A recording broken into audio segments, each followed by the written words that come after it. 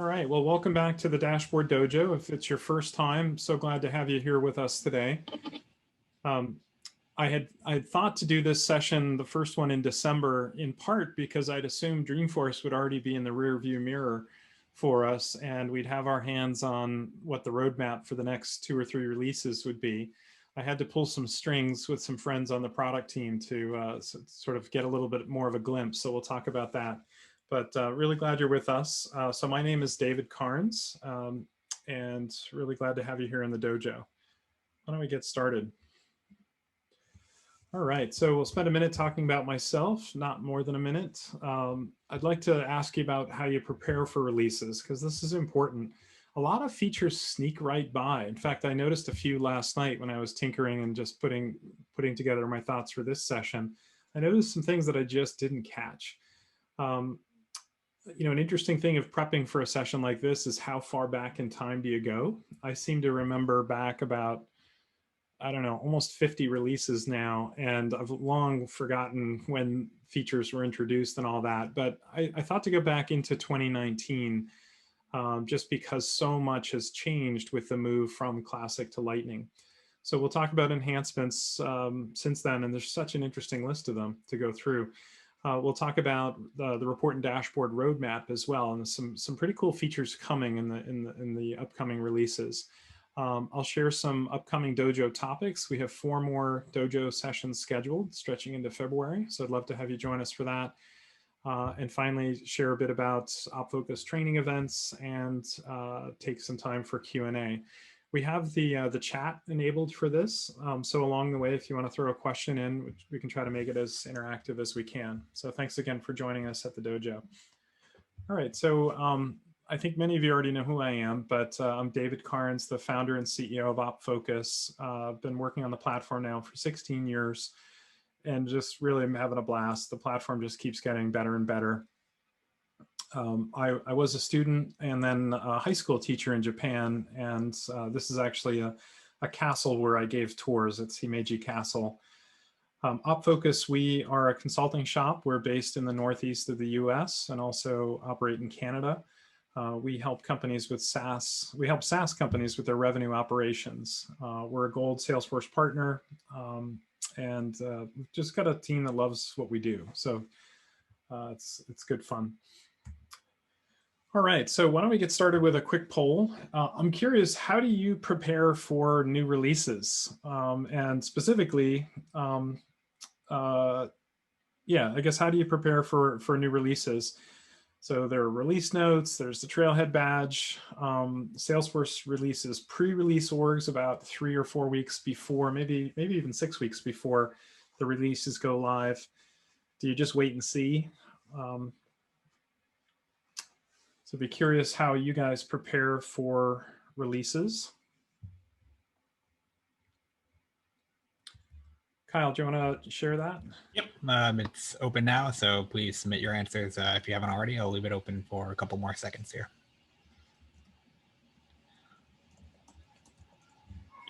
All right, we'll close it in 3, 2, 1. All right, so the release notes, great. You know, I try to keep up with them. They tend to be 500 to 600 pages, specifically for reports and dashboards. And so 42% of you do the trailhead badges, 16% hunt for treasure.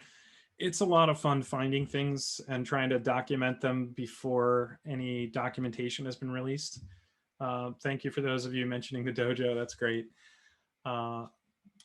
You know, just to share, you know, the release notes, Salesforce puts a ton of work into these.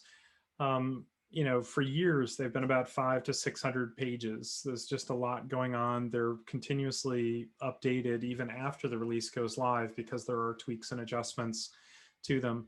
The website for this for years has been releasenotes.docs.salesforce.com, and it's actually moving into Salesforce Help. So it's moving within the help function. And this site will be gone next summer. So specifically for reports and dashboards, it's pretty quick to find if you expand analytics. So right on the homepage for the release notes, if you expand analytics and then just go to reports and dashboards, you can get right to the specific features for a particular release. I just find it helpful to drill right in and look. Sometimes there's a long list of things that have been added. The release trailhead badges don't tend to have much related to reports and dashboards, so that's not a specific place I'd go to look. I mentioned the pre-release orgs. Some number of weeks, a month, 6 weeks prior to a release, Salesforce unveils the pre-release orgs. They're essentially a trial that you can play with, and it's sort of safe harbor. Some of the features aren't necessarily in their final form, but it's fun to play. So this is one way to just figure out what's going on. In the last number of releases, so going back to spring 21, so at that time, sorry, it's spring 20. Is it spring 19? Spring 19, gosh, the years are just, it was spring 19. We were still in that weird, awkward phase where we had 1 foot in Classic and 1 foot in Lightning. And one of those examples of the features was actually joined reports. So joined reports, Salesforce made available. First, we could run them in Lightning, and then finally we could create them in Lightning. These, if you haven't created one before, allow us to join up to 5 reporting blocks. And then we can group across blocks, and we can do things like cross-block summary formulas and whatnot. And it's a really nice way of combining different types of data. And you might use it to create a scorecard. You could show won opportunity data, open opportunity data, and case data on the same report by combining blocks. So in Lightning, we have the ability to remove all columns. When you're adding a block, there's a little checkbox that says you can start with no columns if you want. That's kind of a nice way to get rid of some of the clutter. We can rename the blocks. We can reorder the blocks. We can also, this is sort of an odd thing that I've actually never done, we can change the first block's report type. We can't change the other ones, but we can change that first block's report types. Now, joined reports in Lightning do not support subscriptions. We cannot export the raw details. We can't open and quip. Conditional formatting isn't supported. There's a couple of things that aren't supported. And the way to create a joined report in Lightning is a little different than what we've seen. There's a little triangle down arrow next to the word report, and we can select, we can start with just a standard report, and we can convert that into a joined report. I actually have one here started. And the reason for showing you this, oh, okay, that was just slow. The reason to show you this is actually to just show you a little bit that's different. I was playing with this last night, and I realized there's actually nothing stopping us from creating a joined report with 1 block. And what that in effect does, in Lightning, typically we have the grand totals appear up above the report, which is kind of nice, but there may be a reason why you don't want that. Maybe it's bad news and you want to hide it at the bottom. So with a joined report, we could do it with 1 block, and the grand totals would still appear down at the bottom. But you can see here that we can relabel the block name, and you see the blue bar here. When we go back in to edit this report, so the way that I created this report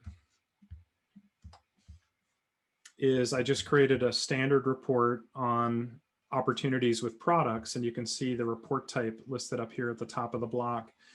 But then I went to this down arrow here, and instead of leaving it as a standard report, I made it into a joined report. Now, instantly, a couple things happen.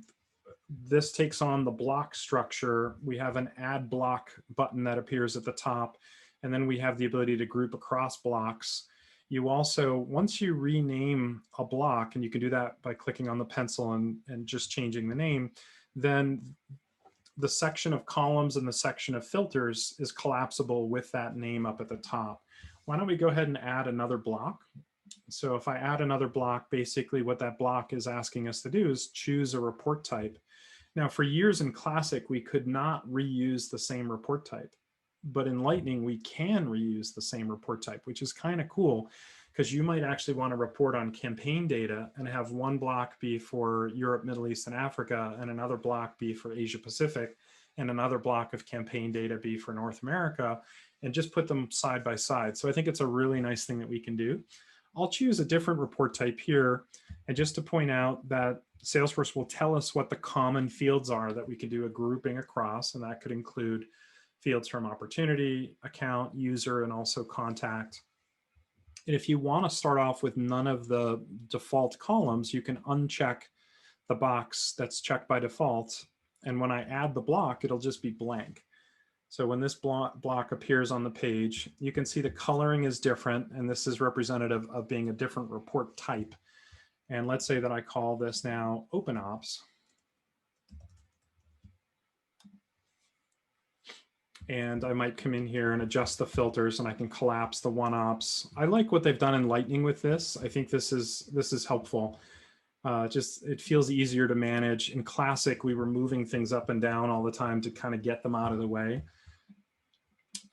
And so I'll make this OpenOps, and then what we might do is come back and actually add some columns. So I'll do that going back to the outline, and you can see this has been relabeled, this section. And why don't we give it the opportunity name, and we'll give it this. Oops, I'm gonna put my keys on the keyboard here. My fingers on the keyboard.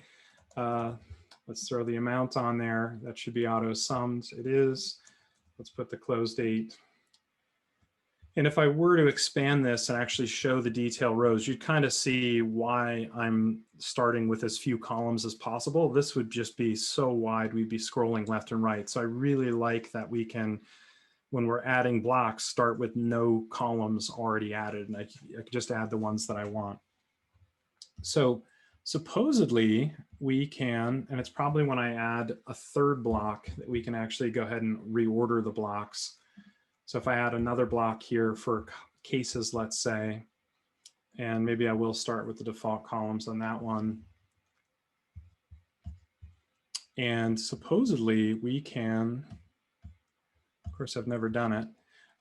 So let's call this like open cases, and you see the orange here. So again, we can collapse the sections and just focus on a particular section, and the same is true for filters. So I really like how this was done. Supposedly we can drag and reorder the blocks.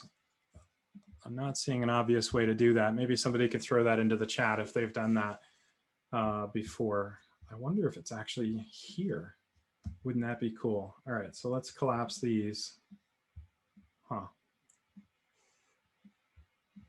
All right, I'm gonna have to research that one. I didn't know that until I was poking around to prep for today. So that's joined reports, definitely worth playing with. That's a great way to feed data into a scatter plot. It's a great way to create scorecards. I like what they've done in Lightning with these, in particular, the ability to add the same report type over and over, because we weren't able to do that before. The topics that I'll talk about today, they're not all equal. Salesforce has been doing a lot of work on a lot of different things. And so some of these will be smaller items. You know, an example of a smaller item that was added to Lightning, and this was probably in the Spring 19 release, was in reports, just having up to 8 columns as headers. And this is something you might want to take advantage of. If you have a number of columns that you're summing, or you're averaging, or you're maxing or minning, those can appear up at the top of the report, and you don't have to do anything. That's just how it works. The other thing that was tucked into Lightning, and we had this in Classic for years, is just the column headers being sticky. So as you scroll down through, so when you run a report in Lightning, well, same with when you run a report in Salesforce, you can see up to 2,000 rows of data. You know, that would be what, 40 pages of scrolling if you needed to do that. All right, looks like, so John Say shared reorder blocks from the column section of the outline panel. Click more actions icon. Ooh, cool. Adjacent to the name of the block you wish to reorder. So more actions. Where is the more actions? I feel like I am just as blind as a bat. It's not there. More actions. All right, I'm gonna have to study up on that. Reorder the blocks from the column section. Oh, I see. Add filter logic. So if we come back here, do we see more actions? Move block up. There we go. Thank you so much. That's great. We can also remove blocks from here as well. That's good to know. We can add a cross-block summary formula. We can add summary formulas. So that's great to know. Thank you for that. Okay, a couple of other changes along the way. So Salesforce, so in Classic, we had 3 columns on a dashboard. When Lightning was first introduced, we were given 9 columns, but the smallest that a dashboard component could be was one by 2. Salesforce along the way has gone to 12 columns, and why this is important, just in reporting in general, real estate is so critical. And so Salesforce gave us the ability to have 12 column dashboards. Your dashboards should all be 12 columns. You may have created a dashboard 2 years ago in Lightning or 3 years ago, and it may still be a 9 column dashboard. That's a very easy switch. If you edit the dashboard, you can go into properties and just flip it to 12 columns. They should all be 12 columns, in my opinion. And the reason for that is we just have more precision control over how we lay things out on the dashboards. But one of the things that's happened is with the 12 column dashboards, we have the ability to have even more compact dashboard components, including 1-by-1 metrics. Now, this doesn't mean a ton to me to see 1K, 2K, 1K, 2K, 2K, and 4. What happens with a 1-by-1 is you lose the header and the footer and stuff like that. So it'd have to be something that's meaningful to you.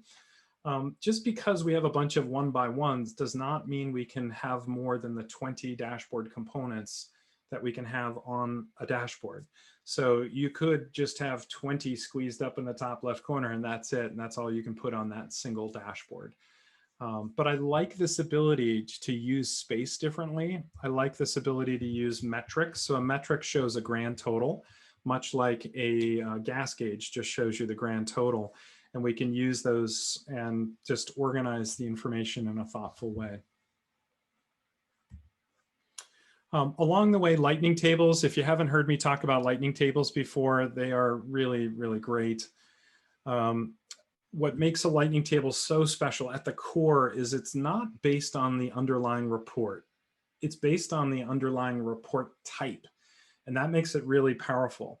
And that actually, one way to speed up your dashboards is actually to use the same report multiple times. Even if you don't care about specifics of that report, you're using that underlying report type will actually speed up that the running of the dashboard. So along the way, Salesforce gave us 2 groupings. And you can see here that I've got open opportunities by industry and type.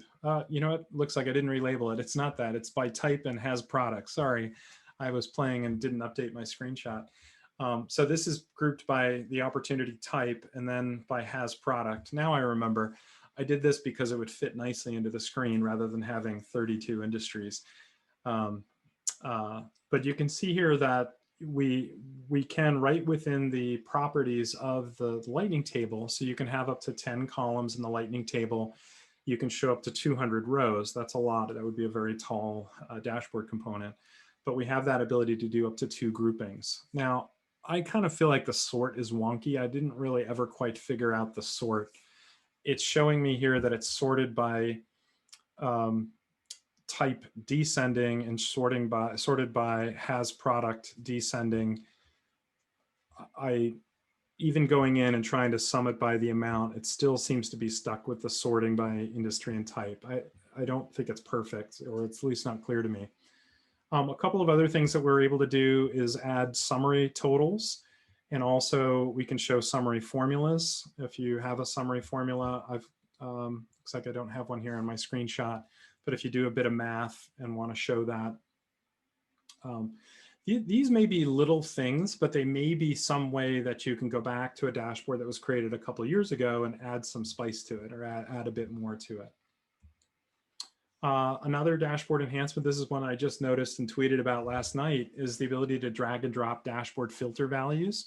So when you create a dashboard and we have the ability to have up to 3 filters, each filter can have up to 50 filter values. And when you enter them in, you go, oh my gosh, I didn't want them in that order. Maybe I want to move US up below Canada. And so I'm moving it up from spot number 3. And you can see I'm just dragging up and I can let it go. That could be a great little time saver instead of trying to figure out, do I have to delete my values and then add them again in the order that I want? Because they just appear in the order that you enter them. Every now and then it's good to just try to drag and drop something and see if you can move it around.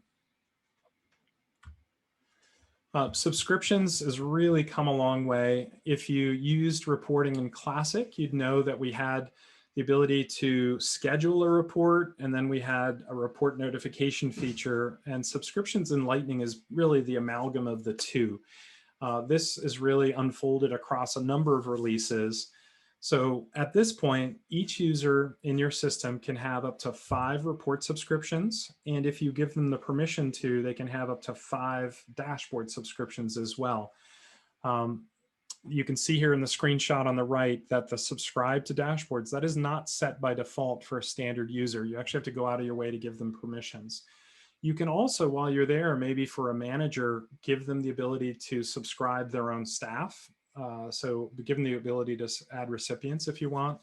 You can also allow users to have the ability to send the dashboard to a group or also to a role, and that makes it a bit more dynamic. So if I want the sales ops director role rather than the person, let's say that it's like a revolving door. We have somebody coming in, stays 6 months, gets burned out, then they come back in, the rev ops director. We could just subscribe the dashboard to the role, and then whoever's in that role will get that subscription. Another thing that was added along the way, if you do have platform users, so at OpFocus, most of our users are not full-on Salesforce licensed users. We have mostly platform users, and that's a different type of license. It's a lower cost license without access to some of the functionality, the CRM functionality. They now have the ability to subscribe to reports and dashboards as well. So one tip for managing your subscriptions, what you can do on the reports tab or the dashboards tab is you can go to the little gear, you can add or display the subscribed column. And then for your own self, what you can do is click on that column twice, the column header, and you can see the subscriptions. So you can see the check mark next to the Open Op Pipeline report that I've subscribed to in this screenshot.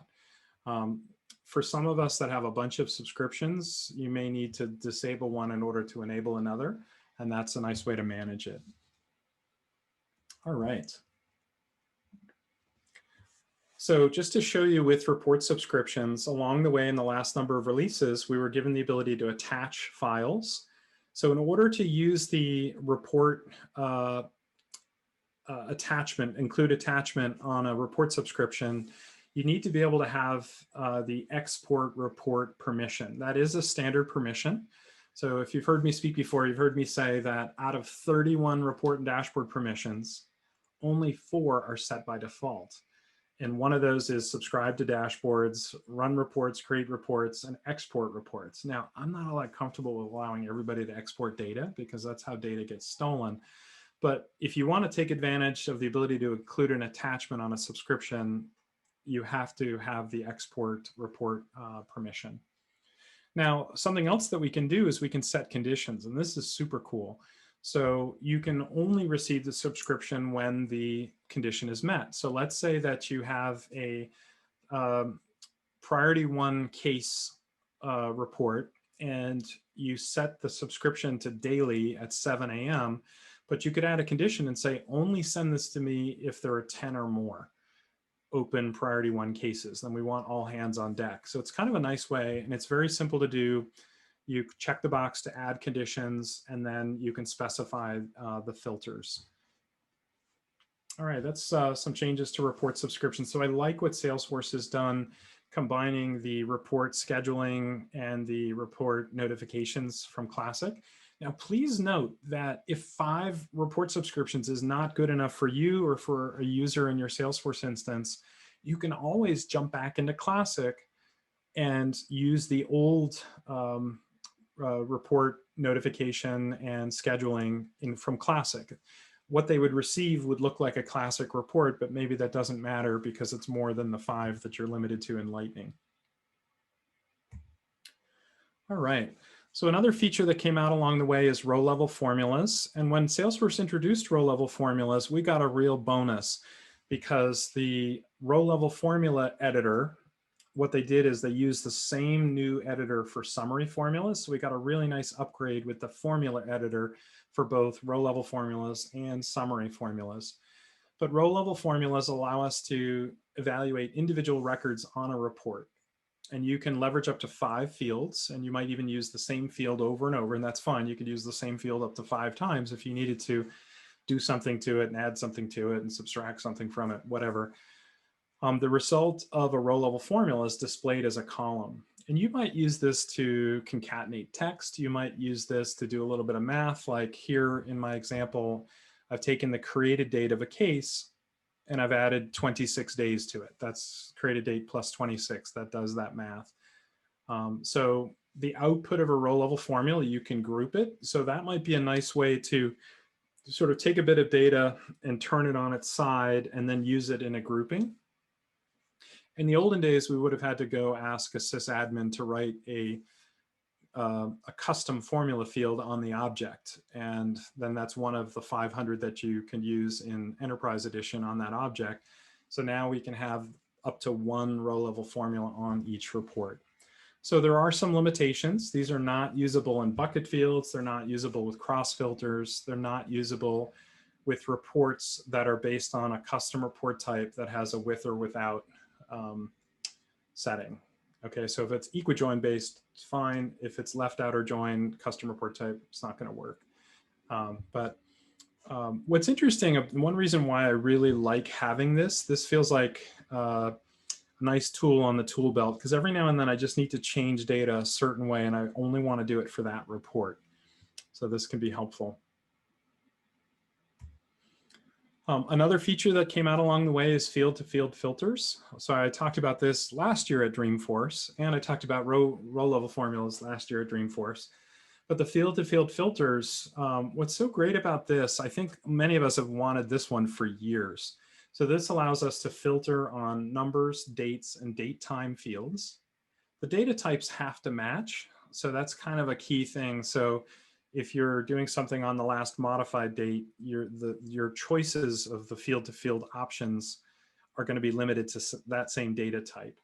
You can have up to 4 of these per report. So currency fields are not supported if you're using multi-currency. The report type, once again, cannot be a left out or join. That's the with or without option of a custom report type. And this can't be used on joined reports.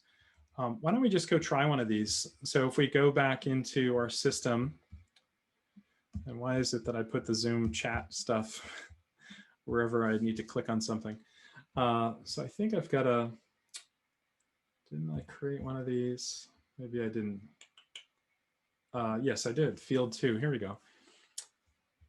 Okay, so this is just a simple report of 1 ops that have been modified after a close date.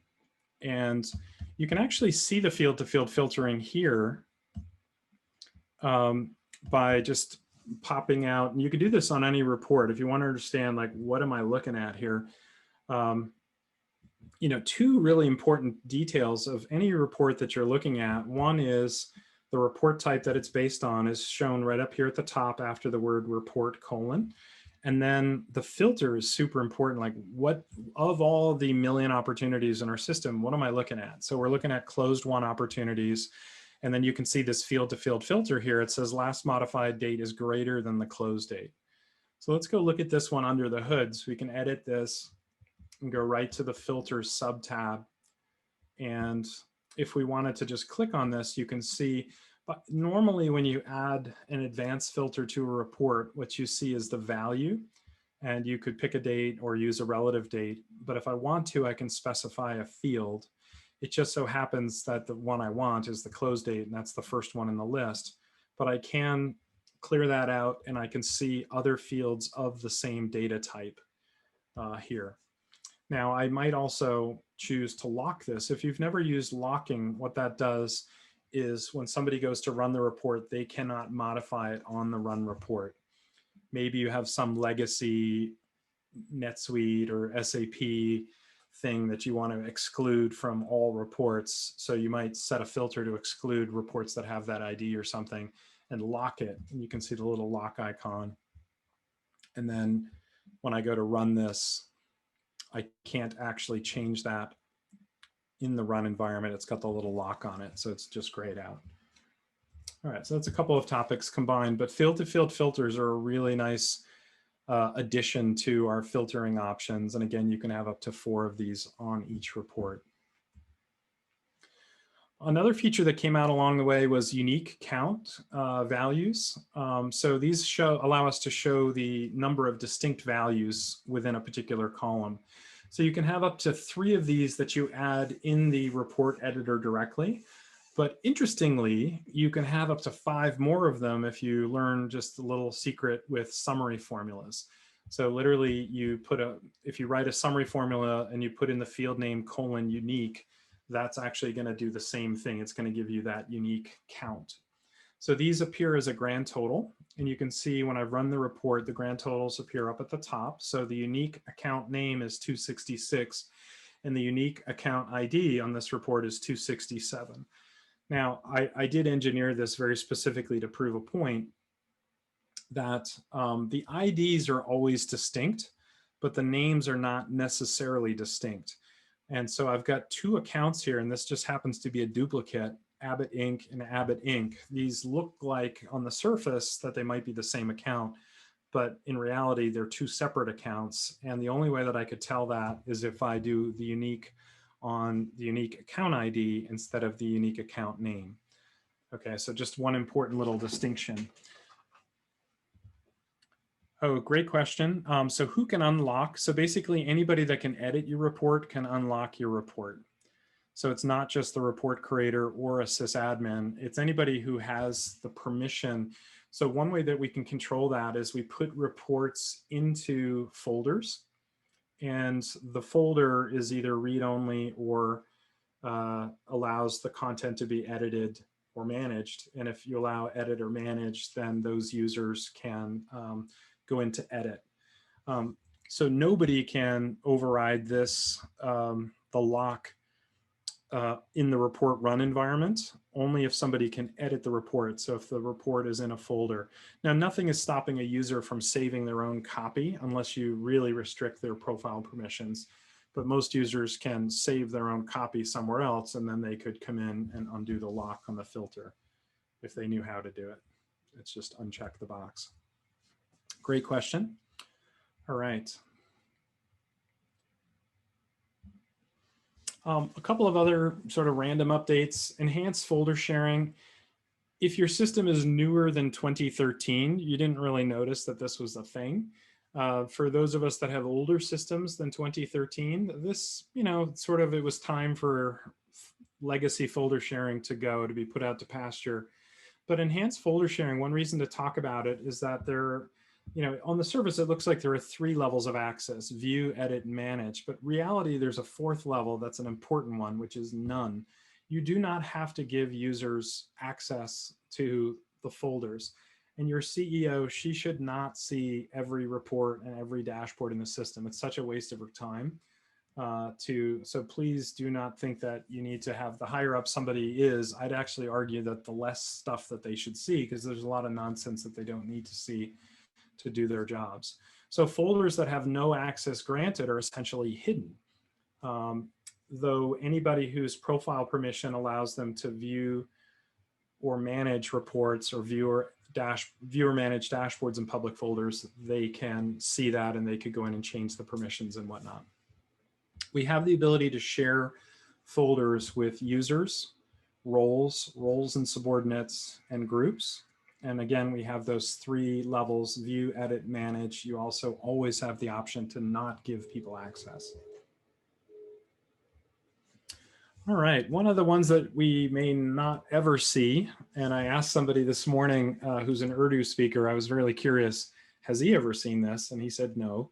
But essentially, Salesforce supports over 20 languages for end users, and then supports many more languages on the platform itself. So, for languages that are right to left, it's sort of meaningful to be able to have things go the other way. And you can see here that even the properties are opposite. So when you go to edit for a left to right language, the properties are usually on the other side when you edit a dashboard component. But I thought that was kind of cool. There are some issues with the UI, the element placement, some of the information overlaps, but you know, if you are serving users in these language sets, that might be meaningful to them. And there's nothing you need to do. The end user selects the language that they're seeing the system in. So it just shows them reports, the report charts and the dashboards in that right to left format. All right. One of the ones that came out, was it the beginning of this year? I think it was the beginning of this year. The ability to have optional report previews. So this, Salesforce has done a lot of work trying to speed up reporting in Lightning. I know some of you that are part of the dojo have shared that the reporting in Lightning just doesn't move quickly enough for you.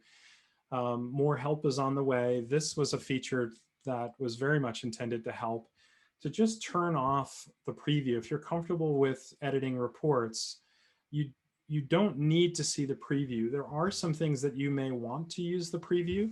So the ability to do the unique row counts, that's hidden by this down arrow here. I can't get to the down arrow. It's grayed out if the preview is not visible to me. So there are some features that get disabled with this, but you know, the reality is, so if we come back into this report, and you can see that I have that update preview turned on automatically, I can actually turn it off. And maybe I come back here and I start making some updates. So maybe I make an update and I add the created by field. And you see this go gray right away. So this is now telling me that the report preview is not being refreshed, and I can force the refresh by clicking this little refresh link. But I do want to point out that there are some features tucked away under these down arrows that you might want to take advantage of. So you might actually turn it back on. And just to show you what these are, we can control the sort. We could do a bucket over here. We could do a grouping over here. So we don't need that. But the show unique count, the only way to access that is through this down arrow. So if it's grayed out. The one last thing that I'll say about this is, so let's add a grouping here and let's do it by industry, and this will pop gray again. The last thing I'll say is, like, please do not make business decisions based on the preview pane. This is very intentionally just a smattering of data. For new report writers, it can be a little disheartening when you are creating a report and you don't see anything. Sometimes you don't see anything in the preview pane. It's important that you go run your reports to jump over. Okay, so if you do the refresh instead of automatic preview, yes, that is absolutely possible. Thank you. Thank you so much for sharing that. So yes, you can essentially leave the preview off and click the refresh, and we can get right back to this. So that's absolutely right. And then when you make a change, I think it goes right back to gray again, and you could choose to refresh it again if you needed to make another change. Isn't that interesting? All right. So one of the big ones in the Winter 21 release is this beta feature, which allows us to auto add fields to custom report types. This is huge, and I'm going to show you in a minute why it's huge for an old system like the OpFocus Salesforce instance. But basically, this is a checkbox to turn this on. Please, please, please consider turning this on in your system. What this does is when you go to create a custom field on an object, much like the checkboxes that let you add it to the page layouts, this will add that custom field to existing custom report types. That has been a huge gap in the custom report type world for years. And it's sort of been a quiet secret gap that a lot of people just haven't complained about or haven't known about, worse yet. And they're creating reports and fields aren't available and they're sort of suffering with it. So when you turn this on, this does nothing for the existing custom fields that have already been added, that are not added to, they're not already in the custom report types. But any new custom fields that are created in your system, those will automatically be added to each custom report type that has that object in it. So again, to turn this on, we go under Setup, we go under Feature Settings, Analytics, Reports and Dashboards, Report and Dashboard Settings, and it's a checkbox. Please turn this on. This is a beta feature. I've seen no issues with it. Basically, what this does now is when you go to add a new field, you see the checkbox here. It says auto add auto add this field to a custom report type. It's such a good thing. Now, let me tell you why this doesn't solve the problem completely. So in the OpFocus system, we've got tons of custom things, well over 100 custom objects. One of them is the projects object. And we have an old custom report type called projects with or without status notes. So go figure, created in 2012. So it's 8 years old. And that report type only shows 67 project fields on it. Now, when I go look under the object manager, there are 277 fields on the project object, custom fields that have been added over the years. We do a lot with our project object, and there was no way to automatically get these onto existing custom report types. So if you go create a report on this report type, you're missing 210 fields that are the good fields, that are the recent fields we added. So each new custom field adds decay, causes decay, until you turn on the auto add this field to custom report type layouts. It's a very manual process to add fields to custom report types. It's one by one. It could take an hour to add 200 fields. And we have 80 report types, by the way. So, all right, some other updates in the system. The hide disclaimer on formatted report exports. This is a system setting. You can turn off the disclaimer. The disclaimer basically says this is confidential. I'm not really sure why people would want to turn that off unless they're trying to use that report to go support something else, but you have the ability to turn it off. This is one that I don't think I'll ever hit, that you have a limit of 5 concurrent report exports. I don't think I'll ever hit that. Kind of a cool one here, filter knowledge reports by category. And you can see here that you can add a category filter. And this is very specific to reports created on the knowledge object, that we can add category filters. And then with that, you have special operators like at this category, above the category, below the category, etc. So a question came in from Bill. Any chance the disclaimer could be turned off by profile? I don't think so, Bill. I think it's, where is it? Exclude disclaimer from, this is a system setting, so it's not a profile. But you know what? 6 months from now, it could be a profile level setting. There's so many things that have moved into the profiles over the years.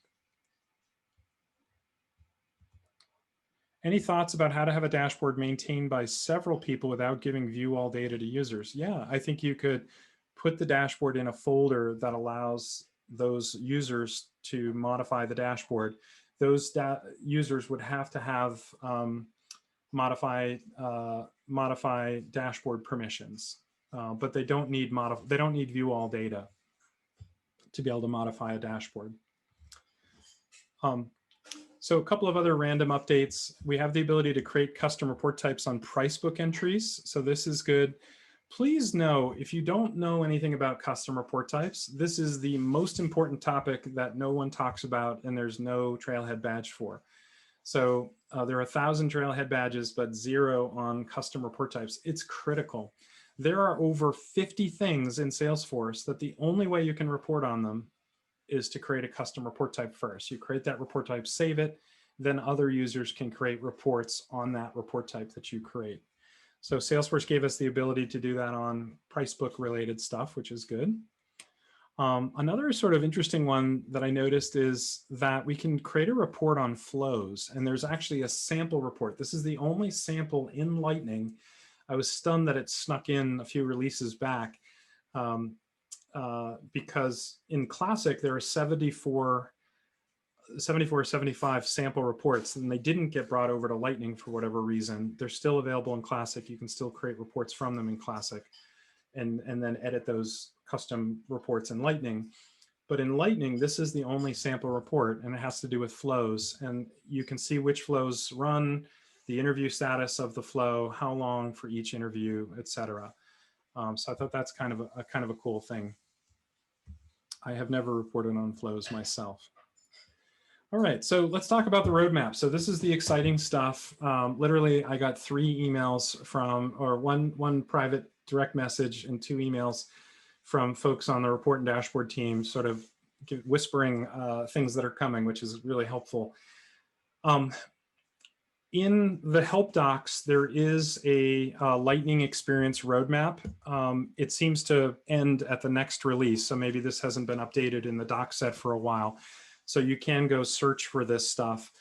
In dashboards, we'll have the ability to filter via URL parameters. That's awesome. Like one huge thing that we can't do with dashboards. So we can put a dashboard on a homepage. We can put a dashboard into an app page in Lightning, but we can't put a dashboard at the top of a record page, such as an account. Like, wouldn't that make a ton of sense that you load an account and just see a bunch of dashboard components about that particular account? Well, this is a way around it that we could create a button and use the URL to the dashboard and pass the account ID and use that to filter the dashboard. So I'm very excited to see how that gets manifested. So that's targeted for the Spring 21 release. The ability to multi-select, drag and drop columns. Right now, we don't have that ability, so we can do one at a time. So apparently that's coming on reports. A details only export in Excel. So right now we can do a details only export in a CSV, but apparently that's coming with Excel. Performance is and has been a huge issue in reporting in Lightning. I remember at Dreamforce last year, the engineers getting up on stage and saying, this is our #1 thing. We're trying to speed this up. And it's been an issue across a number of years. So that is a big topic, and they're continuing to work on performance. So that's great. One of the big topics out there that a lot of people have requested is inline editing of reports. For those of you that have worked in Salesforce for a while, you know for years we've been able to inline edit list views, and you could inline edit up to 200 rows at a time. That's kind of cool, but people have wanted that for reports as well. Another feature that exists in Classic that isn't in Lightning is the ability to do a row, essentially a row limit filter. And interestingly, if you create a report in Classic, you can add a row level filter now. And if you save it, that filter gets applied in Lightning, but you can't see it in Lightning. So they're talking about, I think they're going to relabel it to like top end results. But in Classic, it was called row level filters, and it's still usable. You can still create it in Classic. You can still use it in Lightning. You just can't see the filter, which is interesting. Another thing that we can do in Classic that we can't do in Lightning is hide report types. So this has been something that we've had for years in Classic, and every now and then somebody's like, I can't see this report type. And the answer is the object label might have been changed. That might have made it so that you can't find it. Another option is that somebody in Classic just went and hid the report type entirely. So the way that we can do that is if I switch back to Salesforce Classic, and of course, I didn't add the reports tab here, but we can get to it. Now, the way to do this, it feels a little cumbersome. The way to hide a report type is to create a new report, and then you can select report types to hide. And this applies to Lightning. So if I hide, let's say that we don't use,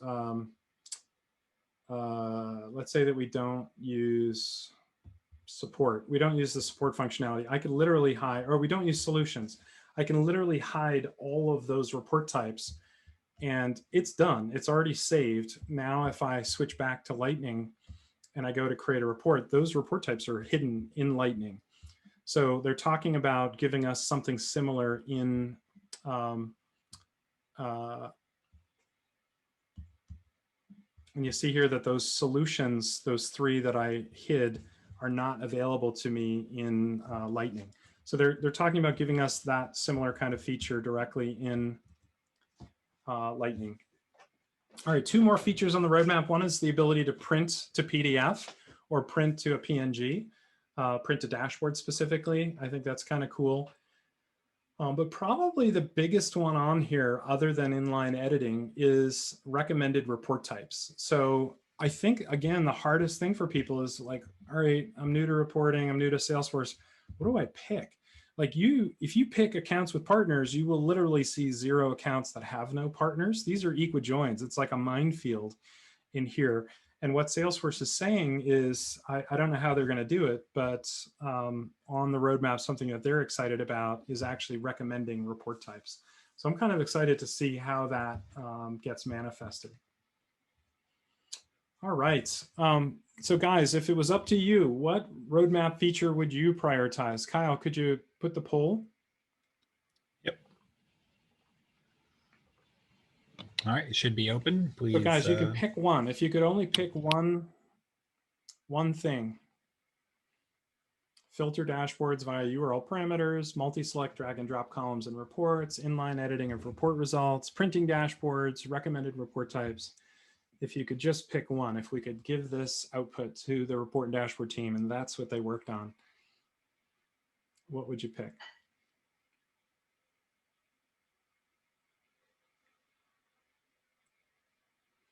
All right, Allison's torn between two. Allison, which two are you torn between? Daniel's torn. Oh, giving all orgs Einstein Analytics is a standard feature. Great, Daniel, that makes sense. All right, I kind of figured we'd get around half for inline editing, but it is hard, right? It's hard to say which one is most meaningful. So filtering dashboards via URL parameters, only 8% said that, but I want you to keep it as a special tool on your tool belt. Like that's a special thing that's coming.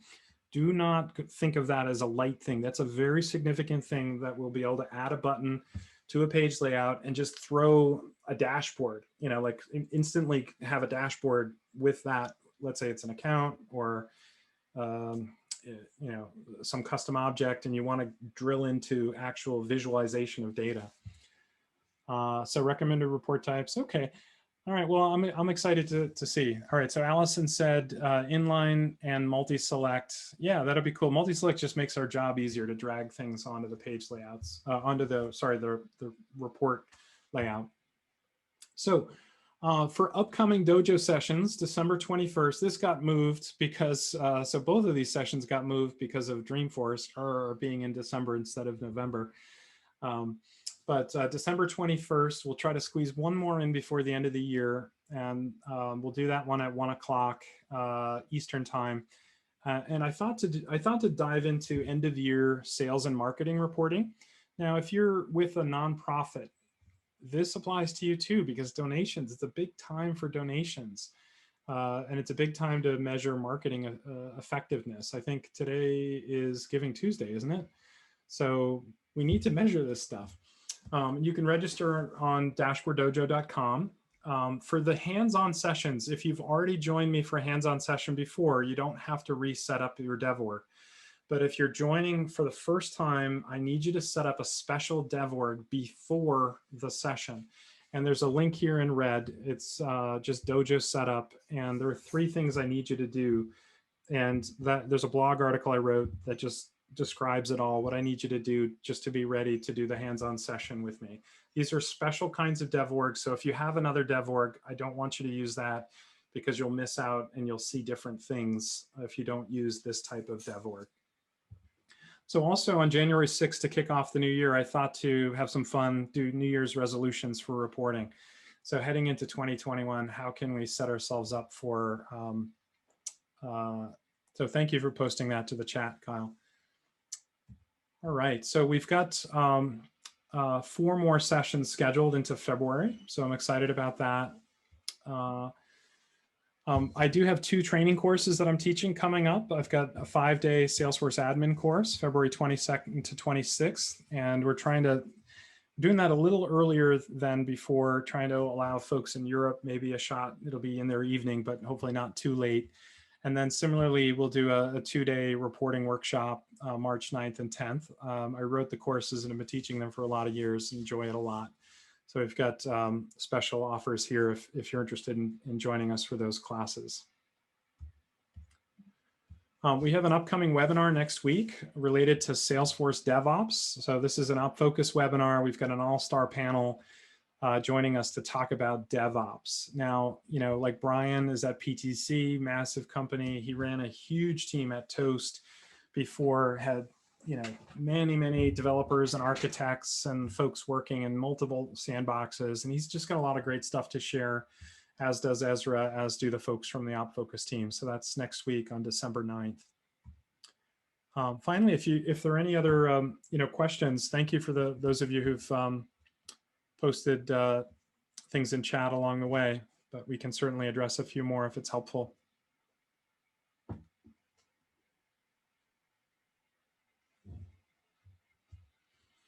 You're very welcome. My pleasure, Heather. My pleasure. I don't know how to say. Is it John Say? My pleasure, Michael. Glad you joined us. And the next release is coming up in mid-February. If you're not sure how to figure out when your release is, if you go to trust.salesforce.com, I'll just show you very quickly how to figure out exactly when the new release is going to hit. So if you go to trust.salesforce.com, and then if you go to status.salesforce.com, which is that top, so maybe we could have just cut to the chase and gone to status.salesforce.com. As long as you know your instance, so let's say I'm on North America, I don't even remember what one we're on, 105, something like that. I'm probably going to guess something that doesn't exist. Okay, NA 105. And then when you go to your instance, if you look under maintenance, you can see, and it lists right into the end of, it looks like next year. Like you can even see when the winter release for 22 is going to be October 2nd. So that's early for this org. This must be one of they typically do it over 3 weekends. So this must be in that second tranche. So you can see the spring 21 major release. All right. Well, guys, this has been a lot of fun. Hope you can join us on December 21st. Thank you so much.